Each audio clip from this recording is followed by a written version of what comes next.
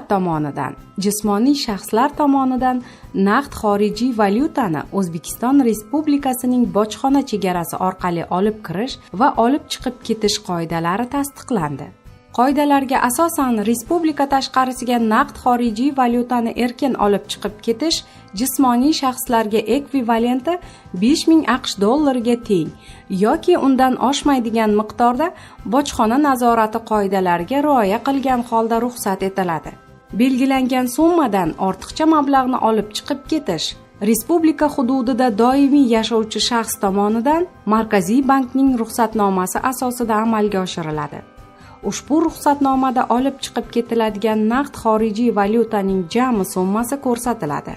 Respublikada doimiy yashamaydigan shaxs tomonidan respublikaga kirish chog'ida to'ldirilgan yo'lovchi bojxona deklaratsiyasi asosida amalga oshiriladi. Bunda 2000 AQSh dollarigacha bo'lgan naqd xorijiy valyuta jismoniy shaxsning xohishiga ko'ra deklaratsiyalanishi mumkin.